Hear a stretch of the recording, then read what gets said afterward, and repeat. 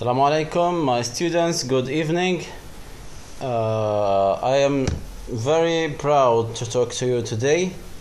I know that you have waited me for a while, and in this course, Introduction to Linguistics, we can notice something, that the most important part we will deal with is phonetics and phonology. That's why we spend longer time more than morphology and introduction to the language. And that's why the point here, we last time discussed something in phonology, which is the first part, and we discussed the syllable, weak syllable, strong syllables, and we deal with some issues of syllables. But today we need to continue. So we have in our slide the part which called word stress. And what do we mean by stress? Syllabification is closely connected with the accentual structure of words, which is known as the word stress or lexical stress. In transcription, what we find in transcription, we find that vertical lines appear before the stress syllable. Where is the vertical line? We are talking here. This one before the word and one after the word. And here we have the stress mark, which looks like above the sound. We have also the stress mark, which is primary stress, and here we have the vertical line, italics. And then what we need to know is also the emphasis here. The stress is usually equated with the notion of emphasis and strength, as stressed syllables seem to be. So what do we mean by emphasis? When in Arabic we say shadda, so when somebody say inna, so inna, it's not like an. So an and inna in Arabic language, it won't be same like in English, but it's quite closer to English. So how? Here emphasis and strength as stressed syllables seem to be pronounced, and here the point of prominence characteristics of stress and unstress, it brought from the Peter Roach book. So here we have Clark and Yellow also say something, emphasis signaled by pitching as well as supporting factors, notably loudness and duration. Roach here mentions something related to prominence. As you can see down, we have what? We have the stress features, loudness, long, strong, high. So we have pitch, vowel, quality, vowel length, loudness. And this is one part. Unstress is totally opposite of the previous feature of stress. So next, we have level of stress. We have primary stress. We have secondary stress. So if we have primary and secondary stress, we can recognize something. And the point here, that we have two levels or two main levels. We have primary stress and secondary stress. Unstress is a third level, which means like there is no definition or there is nothing appear in the word. And last we have what? We have the last prominent like poetic and pathetic. Here two prominent cases. Last we have few words here. You have to practice how we can put or place accurately the stress, whether it's primary stress or secondary stress. That's the first point that we are looking to discuss today. Let's continue something. We have to check out something in the book here. We need to discuss the stress. So the stress usually, I'm searching in the book and we will find what do we mean by stress. So here I bring another part from different book, and this part here, it's about the stress in simple words. So this kind of example I have to discuss with you, because we need to know what is the meaning of nature of stress. And here in the stress, the nature of stress is practical. I need to discuss something with you, how the words with syllables are differentiated in the placement of the stress. So here we have father, open camera, is a stress. So where is the stress here? It mentioned the first part is about the stress in the first syllable. So here in this word, like father,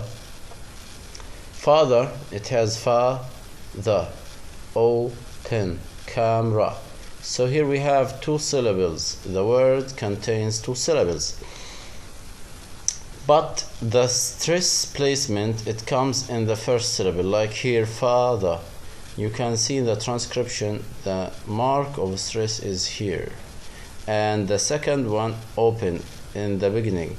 Potato, this is the three words that comes. If you look here, we have the stress in the middle syllable stress, like potato, apartment, relation. And here we have about, receive, perhaps. So we have potato, apartment, relation, about, receive, perhaps. In potato, relation, you can find the stress placement in the middle. So that's for your knowledge. The second point that we need to know, the prominent feature, we say louder, length, or loudness, length, and we have equality and pitch. So we have pitch here, we have equality, and we have louder or loudness and length. So that's the point of stress. And last, to discuss the point of placement of stress, we need to show you something in general. What do we mean by stress? So here, let's say, like we have the word enter, we have enter here, the stress at the beginning, and here we have apply, the stress at the second syllable. The point here is like the way of understanding. Like here we have entertain, the stress in the last syllable. So that's for general to you to understand what do we mean by phonological structure. And then we need to move to intonation. In general, we will talk about intonation. Here, intonation, it's about segmental phoneme. What do we mean by intonation? Let's move directly to the part of intonation. We have pitch. So pitch is how the auditory or the audience should raise their voice and show something, like with a different vibration, and the raising and falling tone. Like here, the tone, if somebody say yes or no, falling tone or rising tone. And that's the point of understanding, like why do we need to have this. So here, tone and tone languages, if we look at this point here, you discuss, or you had this before, maybe in the school. Sometimes we answer yes and no with just falling tone. Like it means if somebody asks me, have you been in the school today? Yes. So my lazy answer looks like the tone is very low, and that's why it looks like falling.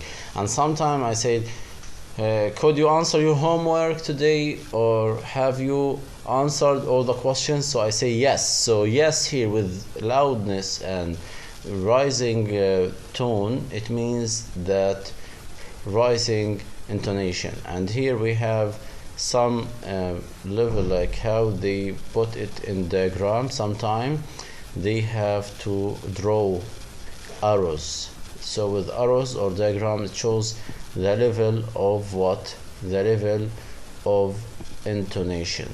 So intonation here, as I said, like sometime like this with arrows, and sometime with just lines to show how, like here a new symbol like vertical upward arrows to show high or pitch is high. So that's the point of the lesson today. And sometime we can find rising and falling down. Sometimes like you say stop 80, this is falling, and sometimes you say sure, really. So that's you rise your voice, and that looks like very, very loud. I wish that you go and practice the stress. And what do I mean by stress? Check your dictionary and open the dictionary, try to practice better on it. You will find what do I mean by it. Thank you very much, and I hope to continue next time with a class about syntax. Please prepare for the class of syntax. So in syntax, we open the book, your book here, page number 287.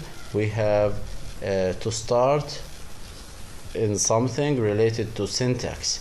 So in syntax, we are talking about the structure of the sentences, and we need to discuss the syntactic rules. So please read something in page number 289, 287. It started the chapter, and that's the way for the final exam. We have to finish the syntax and then semantics. If we still have time, we will talk for once about pragmatics. Thank you very much, and I wish you a nice day. Thank you again.